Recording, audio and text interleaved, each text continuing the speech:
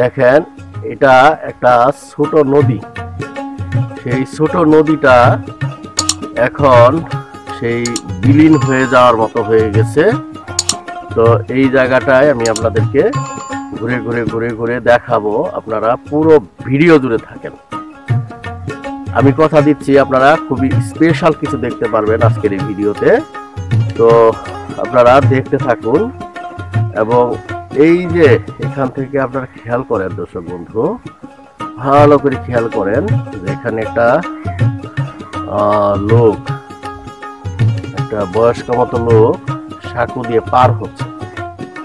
দেখেন কত রিস্ক নিয়ে পার হচ্ছে, আপনারা দেখেন একটা রিস্কের মধ্যে কিন্তু তারা এরকম জীবনযাপন করে থাকে গ্রামের মানুষ।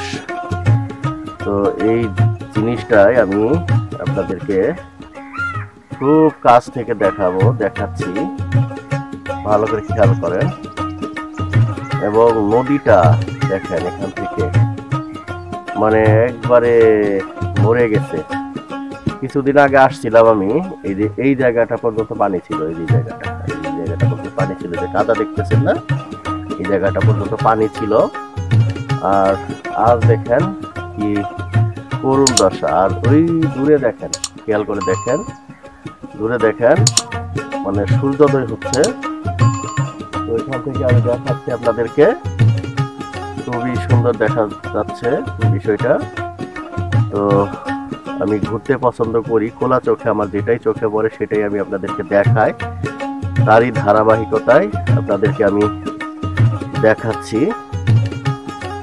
তো let's go started to C the wonderful Bangladesh with me. Wow, অসাধারণ অসাধারণ দৃশ্য দেখেন দর্শক বন্ধু, অসাধারণ।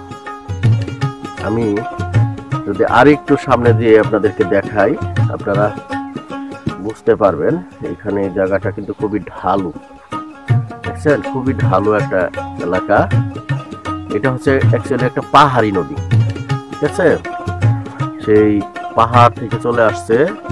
আর ওই যে দেখেন একটু পিছনে একটা গাছ দেখা যায়, আপনারা কল্পনায় হারিয়ে যেতে পারেন যে এরকম একটা নদীর পার, ওখানে একটা গাছ, গাছের নিচে মানে এই তপ্ত দুপুরে, মানে এখন তো শীতকাল, কুয়াশা চতুর্দিকে, মানে যখন দেখেন যে প্রচুর রোদ থাকে, তখন ওই গাছের নিচে বসে থাকলে আপনার মন যদি খারাপ থাকে, আমি একবার বসেছিলাম ওই জায়গাটায় বসেছিলাম, মানে তখন নদীর পানি কিন্তু যাচ্ছিল।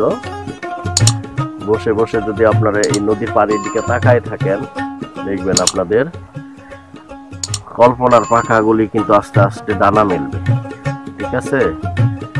খুবই সুন্দরভাবে আপনারা কিন্তু দেখতে পারবেন। তো আপনারা দেখেন, আমি আপনাদেরকে আমার সর্বোচ্চ দিয়ে চেষ্টা করি বাংলা সবুজ প্রকৃতিটাকে তুলে আনার জন্য একবারে গভীরে যেয়ে। তো আমি একবার একটা ভিডিও করেছিলাম, এরকম একটা কাদার মধ্যে নেমে গেছিলাম। তো সেই অভিজ্ঞতাটা বলি যে কাদাটা মানে এমন ছিল, আমি একটা এর মধ্যে ছিলাম, কাদার মধ্যে আমি নেমেছি।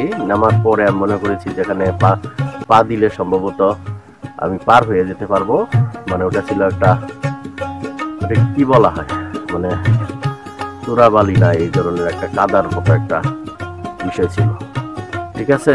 তো আমি যখন মানে পা দিয়েছি, একটা পা আমার কাদার মধ্যে খালি ডুবে যাচ্ছে, খালি ডুবে যাচ্ছে, খালি ডুবে যাচ্ছে, এরকম আমার অভিজ্ঞতা আছে। পরে অনেক কষ্ট করে আমি কাদা থেকে উঠেছি। তো এই বিষয়টাই আমি আপনাদেরকে খুব সুন্দরভাবে আজকের ভিডিওতে দেখাচ্ছি। দেখেন আসলে বাংলাদেশটা যে কত সুন্দর, এটা আসলে ভাষায় প্রকাশ করা যাবে না, কত সুন্দর ওয়ান্ডারফুল বাংলাদেশ, ঠিক আছে। কত সুন্দরভাবে আল্লাহ তাআলা এই দেশটাকে নির্মাণ করেছেন, কত সুন্দর দেখেন। ওয়াও, অসাধারণ অসাধারণ অসাধারণ। আসলে না দেখলে, সচক্ষে না দেখলে কিন্তু আপনারা এটা বিশ্বাস করতে পারবেন না যে এটা কত সুন্দর একটা জায়গায় আমি আপনাদেরকে নিয়ে আসছি। আপনারা ঘুরতে আসবেন। ওই পাশে দেখেন একটা বালুর চর, ঠিক আছে? এই বালুর চর এটা কিন্তু অনেক লম্বা একটা বালুর চর। এখান থেকে আপনারা হেঁটে হেঁটে হেঁটে হেঁটে ওদিকে একটা গ্রামের দিকে চলে যেতে পারবেন, ঠিক আছে? মানে যে গ্রামটায় নিয়ে আসছি এই গ্রামটা আসলে সুন্দর একটা গ্রাম, গ্রাম বাংলার ঐতিহ্যবাহী একটা গ্রাম। তো বন্ধুরা, এই ছিল আমার আজকের ভিডিও। পরবর্তীতে এই ধরনেরই আরো একটি ইনফরমেটিভ ভিডিও নিয়ে আপনারই সামনে আমি হাজির হয়ে যাচ্ছি। ততক্ষণ পর্যন্ত আপনারা সবাই ভালো থাকেন, সুস্থ থাকেন, ঈমান আমলের সাথে থাকেন, 5 ওয়াক্ত নামাজ পড়বেন আপনারা। আমি আমার সব ভিডিওতে আমি এই কথাটা, এই মেসেজটা দিই। আমার এই কথা শুনে, আমার এই মেসেজ শুনে একটা মানুষও যদি নামাজি হয় সেটাই আমার সার্থকতা। আর আপনি যদি কাউকে নামাজের দাওয়াত দেন, এখানে আপনি অনেক বড় একটা বেনিফিট পাবেন। এবং সেই লোকটা যদি আপনার কথায় নামাজটা পড়ে বা পড়তে আসে, আপনাকে হিকমতের সাথে কিন্তু নামাজের দাওয়াতটা দিতে হবে। যদি সে নামাজটা পড়তে আসে তাহলে আপনি কবুলিয়াত একটা নামাজের সওয়াব পাবেন। মানে ওই ওয়াক্তের নামাজটা কবুল হইলে যে পরিমাণ সওয়াব হতো সেটা কিন্তু আল্লাহ তাআলা মার্সি করে আপনার আমলনামায় কিন্তু উঠিয়ে দিবেন। মানে তার নামাজ হোক বা আপনার নামাজ হোক, এটা। আর আমরা যে নামাজ পড়ি, আমাদের নামাজের মধ্যে কিন্তু অনেক ভুলভ্রান্তি হয়। কেউ কিন্তু বলতে পারবে না আমার নামাজ হচ্ছে বা এরকম হচ্ছে, অনেক ভুল হয় কিন্তু, ঠিক আছে? যে ভুলটা আমরা ধরতে পারি না। যেভাবে রাসূল পাক সাল্লাল্লাহু আলাইহি ওয়াসাল্লাম নামাজ পড়েছেন, সাহাবী আজমাইনরা নামাজ পড়েছেন, সেইভাবে কিন্তু নামাজ আসলে আমরা পড়তে পারি না, ঠিক আছে?